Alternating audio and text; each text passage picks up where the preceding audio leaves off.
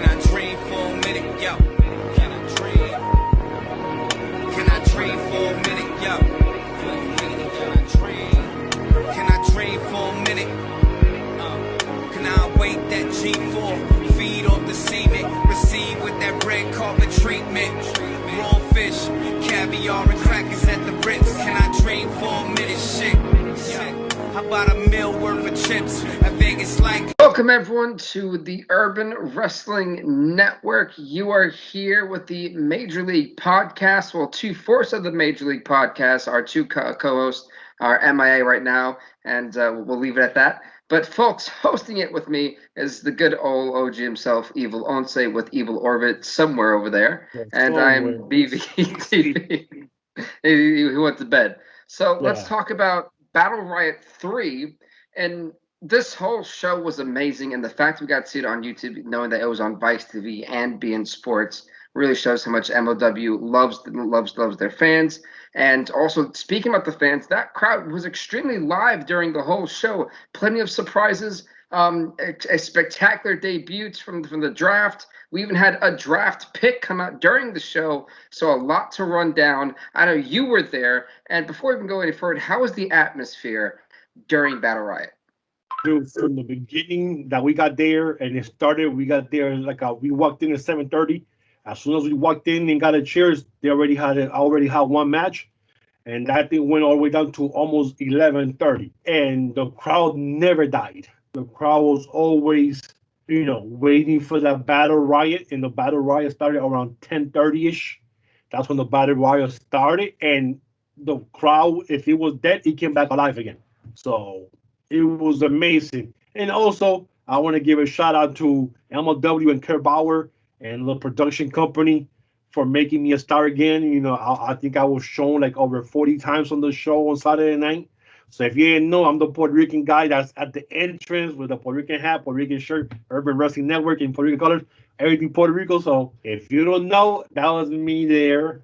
You see me there. The camera loves me. It added 40 extra pounds of fatness, but I enjoyed it, bro. I had a good time at that show, man. From the beginning to the end, it was an amazing show.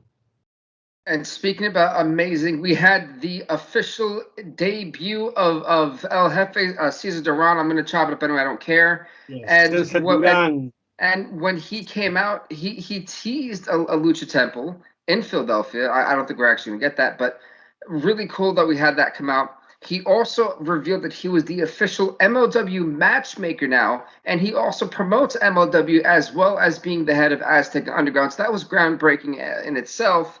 And I don't know what Injustice thought they were going to do to El Jefe. They came out. It seemed to me like they tried to punk him, and then try to ask for a title match. Yeah, with Los Parks, and that didn't go well because it wound up following up with as soon as Myron Reed took the microphone, El Jefe followed up with "Who the fuck are you?" And that was the best lineup, the second best line of the night by far.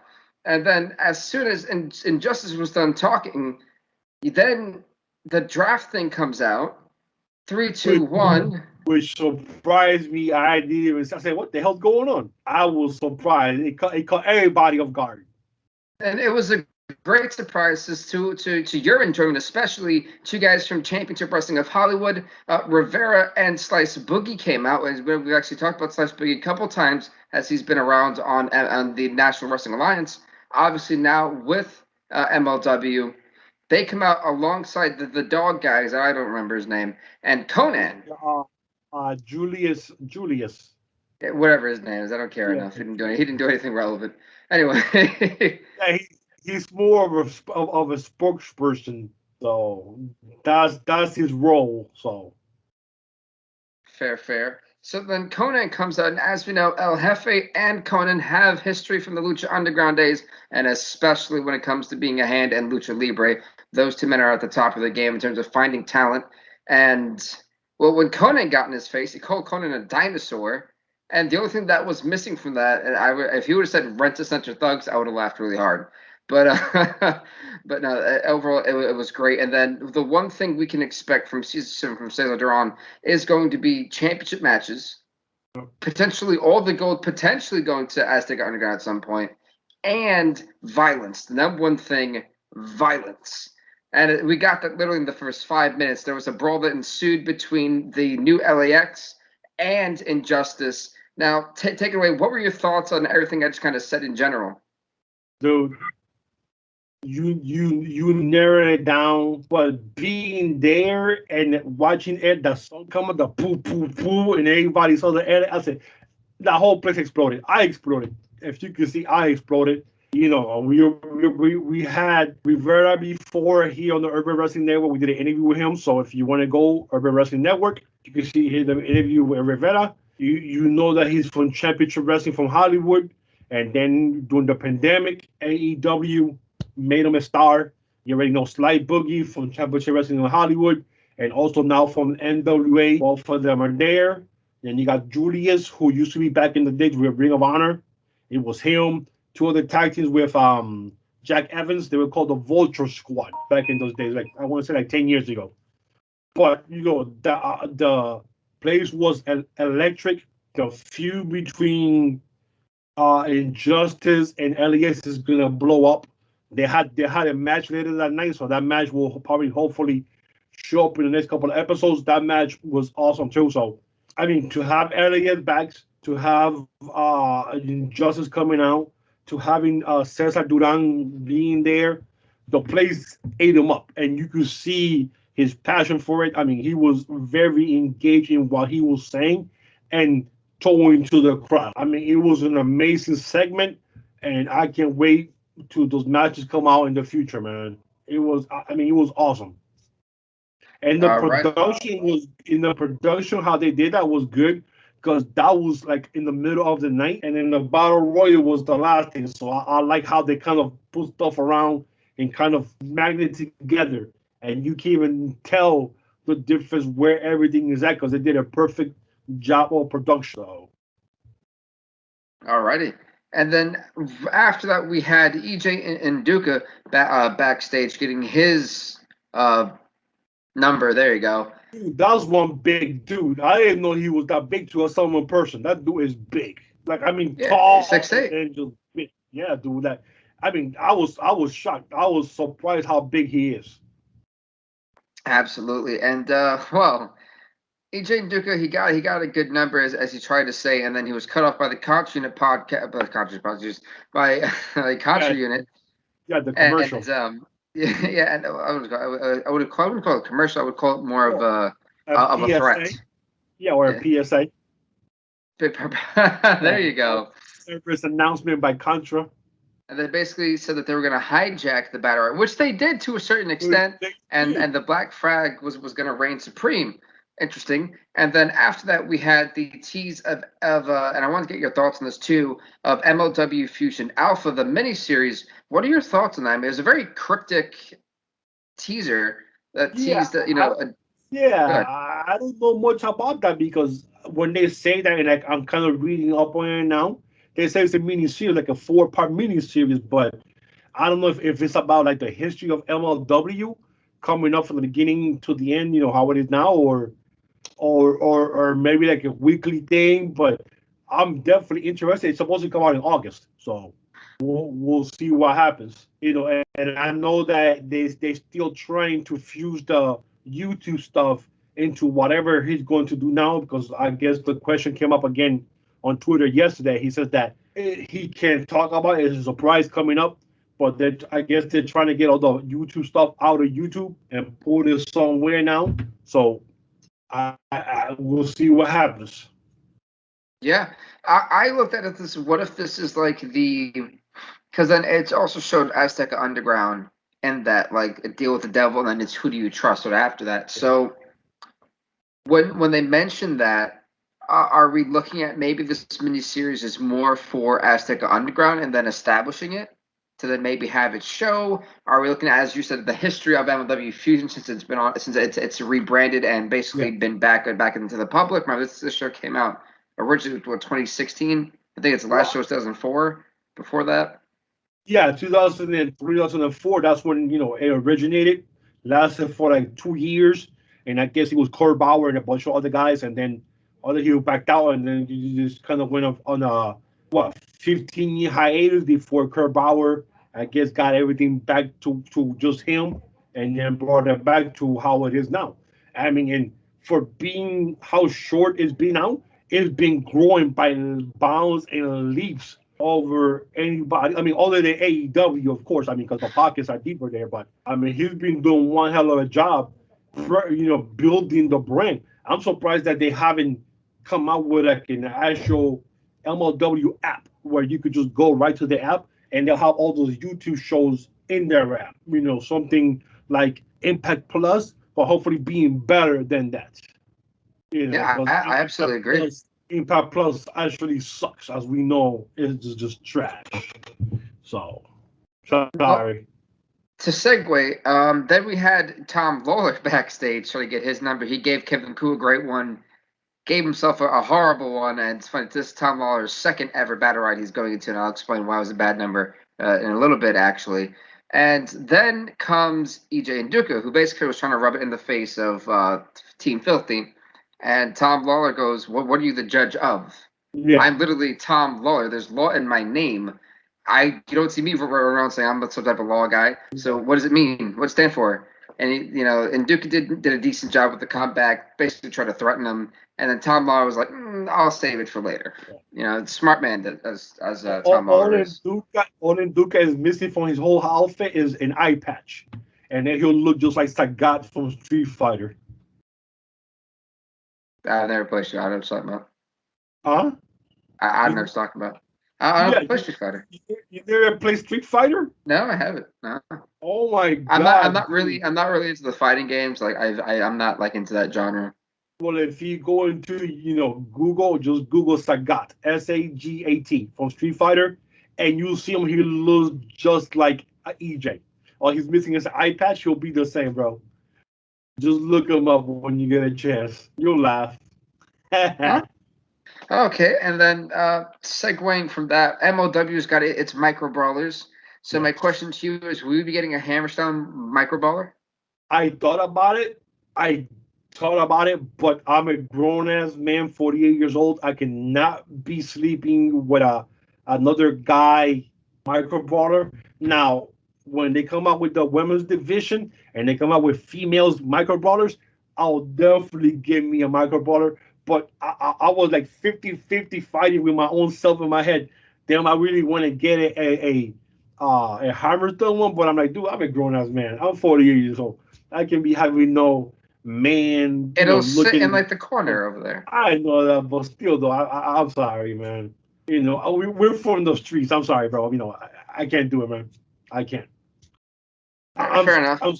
I'm actually still debating, but I can't, man. In my head, my head keeps saying no hope. Thinking about it, but I can't, man. I mean, even people who buy those little mini things in the boxes, like action figures that you always see. The pop figures? Yes. I can't. The pop figures, they're amazing. I don't have any, but they're amazing. Oh no, man, I can't do that either, bro. I can't. Maybe if I was in my 20s. Oh, dude, I'll be going crazy, but I'm 48. And I got bills. I got a mortgage in a house. I mean, not an apartment, not a basement, an actual house. So I can't be in the background with little boxes of shit and micro brawler of thing. I be playing with Orbit because that was a gift from my stepson from like 15 years ago. So I keep it. But other than that, I wouldn't even have that. Now I'll probably give it to one of my nieces to kill. Other than that, but that's why I have Orbit, because it was a gift. But yeah, man. Now we know the true origin story of Evil Orbit. We don't longer have to do a podcast on it. Look at that. Yeah, you're welcome, fans. Yeah, that was a gift from my stepson, and I'm talking about like 2007. So. Alrighty. Well, and then the main course here of this podcast that'll probably take up the next 10 to 15 minutes, maybe more.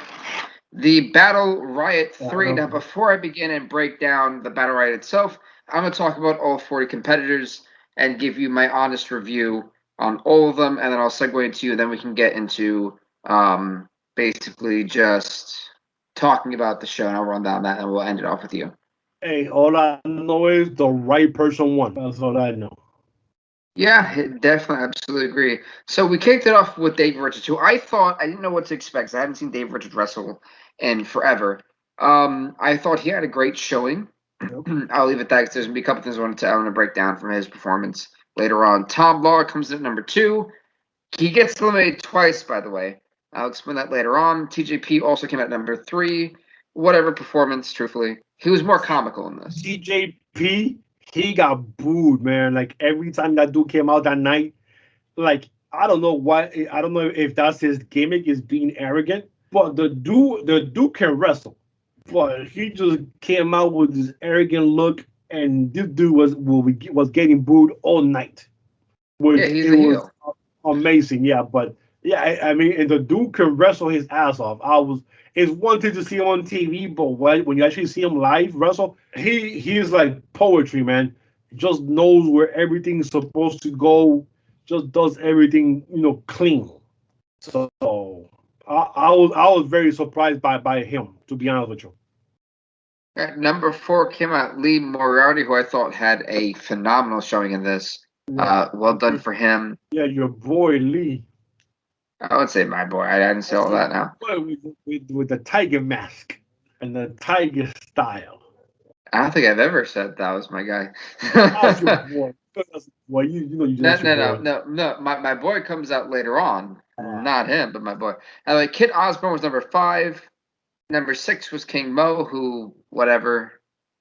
Number 7, Calvin Tankman, good spots, just powerhouse. We all expect that, Number 8 was Arez, who had a phenomenal showing in this one, in my opinion. Number 9 was Gringo Loco, who came out to a massive pop. He did great. I can see Gringo Loco being an MLW life, if I'm being honest. The guy's been there since it's been rebooted, so good on him. I was surprised that he was one of the only guys that was never used that night. Like that was his first and only appearance that night. And I was like, oh shit, I forgot about Gringo Loco. Like even my brother, he's like, who the hell is that? I said, that's Gringo Loco. Remember from TV? I said, oh, that's him, yeah. So yeah, my brother was kind of, he liked him, like the name and everything, Gringo Loco. So. All right. Then number 10, we had Zenshi, who probably was like the highlight of this Battle Riot. Definitely, it was just too many funny spots. Number 11 was Aztec Underground's Aramis, I believe. Aramis, Yeah, that's his name. Yep. Yeah, Aramis. There you go. Who was so fluid in motion, was insane when he came in. I think the first 3 minutes of him coming out was just phenomenal. That was as clean as I think I've ever seen. Great high flying aerial stuff. They have a match between Aramis and the other kid, other luchador. Arez. Who? Arez. Yes, with him, dude. This match has to be match of the year contender when this match comes out. That match right there was fluent. Period, man. When this match comes out, everybody will love that lucha style. If they're into that lucha style, people will love that match. I mean, this is gonna be underrated, definitely match of the year contender when it comes out. You gotta watch this when it comes out. Absolutely, will do. And then my guy, who we also interviewed, the great Alex Kane, came out at number 12. That was fun to see him suplex everyone, including Calvin Tankman, out of all people.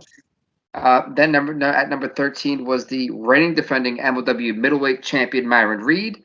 At number 14, it was Saga Venga, who came out Singapore caning everyone in sight. That was great. Then at number 15 was Jordan Oliver. At number 16, the Beast Man, who I've never seen before up until this point, so I didn't know what to expect from him. Yeah, me neither. I thought it was going to be some kind of, just like I just put somebody in there, but he actually had a good, strong showing too when he went against Tankman too. So I was very surprised that he did something. I was coming off guard because I'm thinking, just for they couldn't find nobody else, so they just going to put him in there type of deal. But he actually did some good. So. At number 17 and 18, as they came out simultaneously, Rivera and Slice Boogie, and they brought a whole shopping cart of weapons.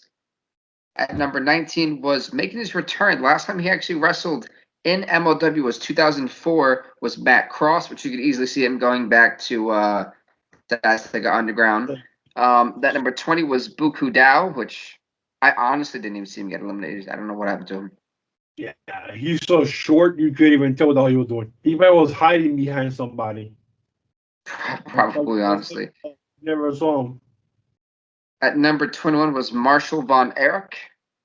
Good showing, lasted up until the end, basically. At number 22, I think has the record now for the most eliminations in a Battle Riot. At 7, EJ Nduku, who had an amazing performance. I think definitely was the massive standout for me. I think he's got a big plan and probably should get a big push. I could see him being the guy if Hammerstone beats, which he should beat Fatu. I could see Nduku when they build him up right. Eventually, they're going to give Hammerstone that dual title reign. I think that Nduku could be the guy that takes the open weight title off of him. Yeah. Not the heavyweight, the open weight. I think that's a big possibility. I could definitely see that, yes. Following that was Kim Chi, who I've never also seen before. I don't know where this guy came from. Oh, you remember Kim Chi? He was like, back in the 80s. That's what it was funny. Back in the 80s, he was the handler for Kamala. When Kamala came out for the first time in WWF. So he was the handler. He was like the guy who controlled Kamala back then. That's why I said, dude, Kim Chi must be dead by now. So that's somebody else, doing the gimmick. That was a waste of a pick. That right there meant they couldn't find nobody else to put in here, so they just put him in there. So True. That number 24 was Chef's guy, who you guys have also interviewed, I believe, Zicky Dice. Yes, your father, Jeff and the other show that he was on. At number 25 was Kevin Koo. Yeah. At number 26 was the guy who actually picked to be in MLW, Casey Navarro, which I said was signed. So I got one right. Yeah, he just signed this. I think middle of last week, he signed with MLW. So yeah. Awesome. Definitely a good signing for him. At number 27, which I know Chef was really hyped up for this, Lance Anoy, the brother of the Usos, the youngest brother, who I know he was hoping that MLW had signed him. He had a great showing, fights a lot of aggression. It's funny, Chef's ideal spot for Lance Anoy would be having those aggressive type of matchups, not necessarily technical ones, but aggressive type matchups against guys like Calvin Tankman, guys like Tom Lawler. Calvin Tankman, another one, guys like that. Then at number 28 was supposed to be LA Park, and then it was Tom Lawler disguised as a skinnier version of him. He got unmasked, he got thrown out, and the reason for that being was because he already came out and they announced that was going to be LA Park. That took LA Park's spot. And it's funny because LA Park won the second ever Battle Riot and was unsuccessful in cashing in, beating Jacob Fatu. It was a very nasty match for the MLW World Heavyweight Championship. Like the crowd popped for the music in the entrance, but then when people actually saw, like, hold up, he looks skinnier than the usual self, and that's why everybody started saying, like, oh, well, that's not him. He can't be him. He looks like 50 pounds lighter. Yeah. Chef was buying it at first, and I was like, he's got a chair. He looks super small. I was like, no, that's not him. Yeah, he was then like 50 pounds lighter, man. Then after that, we saw. Yeah, the crowd ate it up, dude, because the crowd believed it was him for at least 15 seconds till they saw him go into the ring. And then you saw the confusion in people's faces, like trying to figure out if it was really him or not. So that one, I'll give kudos to Kurt Bauer on that one because he actually stumped a lot of fans, bro. Like a lot of fans were questioning if that was him or not. So. At number 29, it was Simon Gotch from Contra Unit. At number 30 was the Iranian. Yeah, this is where Contra Unit started taking over. It was like, damn, another one? Damn, another guy? I was like, everybody's like, another guy from Contra Unit? Yeah, it was just Contra Unit after that. It was sick. That's what I gotta say. Then after that was the Iranian Super Social Devar at number 30.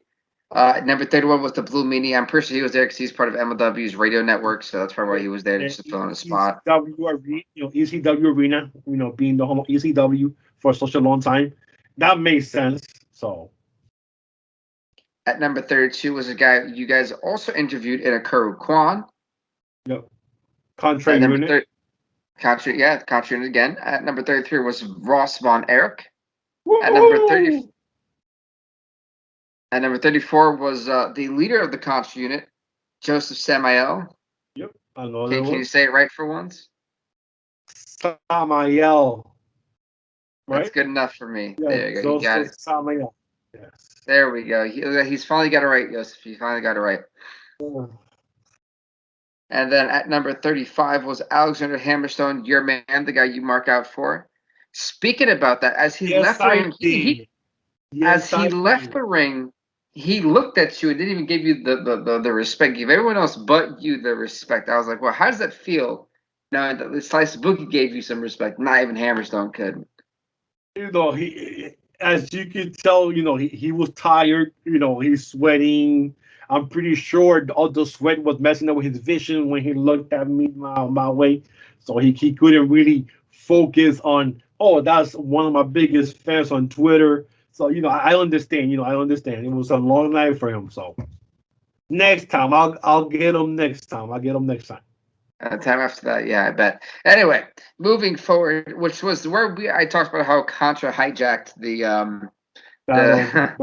Battle Riot. If you don't believe me, how is it that Simon Gotch comes in at 29, Davari at 30, Kwon at 32, Samael at 34, and then after that, the Sentai Death Squad comes out, knowing that there's two people, but they only count as one. Yes. They only count as one person. Dude, and those guys are about the size of 4. Yes. I'm like, dude, like it's like the last, you know, since the 30 numbers came out, the 30 was like all Contra Union. I'm like, what? How did this happen? How, you know, how perfectly plays his old Contra Union toward the end, all nice and fresh. All right, those two behemoths came out, and then at 37, yes, remember, since I just was one person, there were supposed to be 2, but then they counted as 1. Then at 37 was Kwon the Ninja, who I've never seen before. We're gonna skip him. That's actually after Samuel Vega got kicked out by LAX because he was trying to get with them because we all Puerto Ricans, but I guess they didn't like that idea. That was one of his gimmicks when he came back to MLW under that gimmick as a ninja. So that was actually Samuel Vega under that whole outfit thing that he did. So he was there twice, just like Tom Lawler. Okay, there you go. I didn't even know that. At number 38, how ironic, you know, that now that's Mr. Cesar Duran is the matchmaker for MW. His guy, the only guy from the second guy from Aztec Underground is at number 37. Wink, wink, right? King. Sorry, not 37, not 38. Sorry, King Mortis comes out. Then at number 39 was Gino Medina, and then finally at number 4 was the final member of the Contra unit, Mads Kruger. Yep. So now that we know all the members, let's break down for me what I thought were some of the standouts in this match. I mean, truthfully, I think the first one is the potential dream match of a three-way dance between TJP, Tom Brawler, and Dave Richards. I think that would be a technical masterclass on display. Then after that, we had the Facebuster that also was followed by a Leaping Bulldog by Lee Moriarty to TJP and Tom Brawler, which is a really great move in itself. You had the double backflip Pele kick from Zenshi to Lawler. I can't remember who guy number 2 was. Then we also seen Zenshi, the man of 1,000 lives in Battle Royal history. The guy also got launched into the announce desk by also eating the ring bell at the same time. Yeah. Not only that, he also got caught on the barricade and had to flip up. And I think he also survived another instance. Like, he was living, he had like 1,000 lives that game. Like, didn't he get thrown into that big barrel? Like he landed inside the barrel or some shit like that, or no? Something like that. It was something like that. We couldn't tell from the angle, but I know he got launched, and he were going crazy because I think he landed somewhere in the barrel or there or something like that. So Alex Kane like suplex 12 people. Yeah. Also, Saga Vegas had hit everyone with the cane. Slice Boogie, it was Boogie who spine busted Reed and Jordan Oliver was already leaning on the table, but he launched Myron Reed into that table. That thing just snapped. You heard everyone. Oh yeah. Like, it wasn't one of those little tape breaks. That echoed throughout the arena. That was a devastating spine buster. Yeah. On top of that, a lot of ugly shits that night during this match. Oh yeah, Vega was the first person to be pinned in that match, and Tom Lawler was the first to be thrown over the top rope in that match as well. A little bit of history there. As so, but I don't like that pinning thing. Like I like getting thrown out just like a regular battle royal. Here's where I'm gonna counteract you there. And a 40-man battle royal for everyone to be thrown out is fine. Yeah. No, but that's fine though. But if you know that I think it adds to the strategy. You don't have to throw him. If a guy gets beaten up too bad or they can't really move and they're a big guy, you should be able to pin him. I like the fact that people can tap out, people can get pinned, because guess what? That also shows that you have to be on top of your game, and it's going to test you, and it makes it even harder to win this thing. And I think that's what it does. It increases the level of difficulty, and it also, for guys like Tom Lawler who are hard to pin, who are hard to submit, Tom Lawler won the first one, outlasting 40 people. So now it also adds an element. If you're number one, it adds stretch where you've now got to preserve your stamina. You don't want to get in too many engagements with your opponents. You got to play it smart. You got to play it crafty. And how many times do we see those guys go under the bottom rope? They knew the strategy going is. They knew it was going to be tough. So I think this adds a new layer of difficulty and adds more importance to the Battle Riot. I agree with you in everything. Throwing over the top rope and submission. But it's just too many people in the ring to try to get a pin on somebody. It's just that's why there was only like 2. Yeah, but it's sometimes it's just too much traffic to try to get a pin in there, man. It's just like when Vega got pinned, it wasn't hard to see. Everyone was down. That's where the pinfall. That's why it made sense. The booking here made sense. So for me, I'm gonna chalk it up as an A+. I don't think they'd have a pinfall with 20 guys in a ring. That's what I'm trying to say, is that it makes sense. And let's say if you start the match right, and you get a lucky roll up in 30 seconds, that gives you now 30 seconds to also recover before the next man comes out. I said there's so much. I think it adds more depth to the Battle Riot, and it makes it even feel more important than it already is. So for me, I think it's a great idea, and it's an idea that even I want to take from that. And I like the pacing of every 30 seconds, not a minute, not a minute and a half, 30 seconds. Just keeping people going out every 30 seconds. The pacing was really good, which is, goes, and people don't get bored. They don't fall asleep. No, I'm pretty sure it was a minute. No, it was 30. Was it 30? I could assume it was 30 seconds. No, I'm pretty sure it was a minute. Okay, dude. Yeah, I'm sorry. You know something? Yes, because it lasted over an hour. So yes. Yeah, because per minute was like 40 minutes just to get everybody in, and then before and everything. Yeah. So the match lasted, almost an hour and a half. We were there watching Battle Riot because it lasted almost an hour and a half. And going back to what I was saying before, talking about the Battle Riot, there was a great spot to where Lance N.W.A came in. Casey Navarro held on to the turnbuckles, or the turnbuckle. He held on to the 2 ropes that connect the turnbuckle. When he held on, he lifted his face. He was like, pretend like you're going swimming and you're just kind of about to dive and forward, right? Yeah. He got caught up right there as Lance N.W.A caught him flush and super kicked him into the next lifetime. Yeah. He took his soul for a minute. And then, again, Tom Lawler and Posture came out. Daivari started choking Casey Navarro, by the way, with the Contra flag, like literally choking him out. That was great to watch. We also had the Samael spike a bunch of people with the nail. Yeah. And also, these, like I said, I already talked about Sunday Death Squad. What else do we have? The claw on the apron to Ikuro Kwon by was it Ross? It was Marshall, right? It was Marshall on there. It was Marshall. Okay. Then Kruger and Hammerstone kind of battled at the end. Basically, if you're wondering, it was Hammerstone, the Von Erichs versus all 7 people of Contra. At the end, it came down to Kruger and Hammerstone. I thought that was a big mismatch. I said, man, next year they kept Mil Muertes and make it at least 7-4, make it a little more thing. But it went up to 7-3. And now right there, that's the point when I actually got scared. Because I'm like, dude, this is 7 against 3. And those guys, between Max Kruger and the 2 soldiers, those guys are monsters. Height-wise. So I actually kind of got nervous there for a minute. Absolutely. Hammerstone wound up spiking Kruger with the nail 3 different times. He also threw Kruger over the top. It kept Kruger looking strong. And it's funny, the nail, I said, was originally brought in by Josef Samael. So the plan backfired. The whole plan for Contra was to prevent Hammerstone from getting that title shot at any time, any place. Alexander Hammerstone winds up winning the Battle Riot. and he also at the same time rips the Contra flag. And yeah, that was pretty much it. I mean, yes, I forgot one more thing.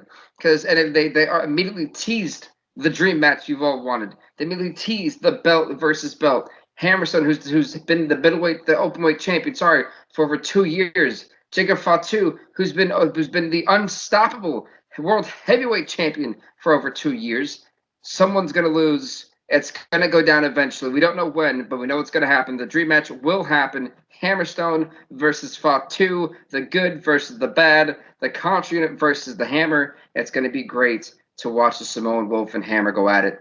Now, I'm hoping the match happens. I'm hoping the match between Fatu and Hammerstone happens in October 2nd at Fightland up there back in ECW, back in Philly, man. Because I'll be there again, and I'm going to pop if Hammerstone wins that title right there. I'll be the first one going to go crazy. I will run into the ring. I will run into the ring and hug Hammerstone. Yeah, we did it, Hammerstone, we did it. All right, you have any final comments? Yes, there was one funny thing to the whole night. Samael was being, doing his heel thing because this guy knows how to play to the crowd. One part that nobody saw was when he got eliminated. He's actually walking out, and the section that was, at least there was 2 or 3 guys that were on him the whole night. He actually grabbed a cup of water that he had on the floor, took a sip, and threw it at them, at that section there, and definitely got both of those guys wet. And I was kind of upset that they didn't get that on camera, man, that they didn't show it on TV, just to show, the heel of Josef, like how this guy is a pure heel. Like he knows how to work the crowd. He knows how to get under your skin. He knows that, man. He threw the water on that section with the cup and got both of those guys, and everybody was going crazy. Like, man, I was dying when I saw that. And then when I saw the rerun, they didn't show it. So I was, dude, they didn't put it in there. So I was like, man, that sucks. But yeah, that was a good thing. And for being the first show that I've been to in over 2 years, that was been live, that crowd was livid. That crowd was insane. I've been to Impact Wrestling shows since 2016, the Slammiversaries. This crowd beats any crowd that I've been to Impact Wrestling. And I'm sorry to say that, but this crowd was on fire. This crowd was, through the whole 3.5 hours, on fire. It was sold out. It was amazing being there in person. The energy of the crowd, everything just popping at the right moments, booing at the right times. It was awesome. I can't wait to do my next show in Philly in October, and hopefully I'll find something in between from here to then. But A+. A+ for Kurt Bauer, A+ to MLW, A+ to the production company, A+ to the wrestlers. The wrestlers ate it up, man. That seeing the crowd, you could see the excitement in their faces, being there wrestling in front of people for the first time in over a year. So I loved every minute of it. I'm going to be in that same little section in the corner, so you will see me again down there again. Well, I'm going to leave you guys with... And one more thing, ECW, the dumb bastards there at the place, they took my flag. They wouldn't let me come in with the flag. They didn't even know what flag it was. That's what even pisses me off even more. They told me I couldn't bring the flag in. I'm like, what? Like, dude, you got Puerto Rican wrestlers. Whoa. We need to cut that one out. So, with that being said, I'm going to leave with a hot take. It wasn't MLW's fault. It's no play's fault. I'm going to leave you with a hot take. Here's what I think is going to happen with that dream title match. What's going to happen? Let me know what's going to happen. Hammerstone's going to beat Fatu. Then we're going to get what we all want. We're going to get the Contra unit going head-to-head with Azteca Underground. That's what I think is going to happen. And that is my hot take. I try to have one at least once every episode. So, ladies and gentlemen, I'll divulge somewhere down the line. They don't have enough members in the Azteca Underground yet. So you don't need to. That's why they're building it.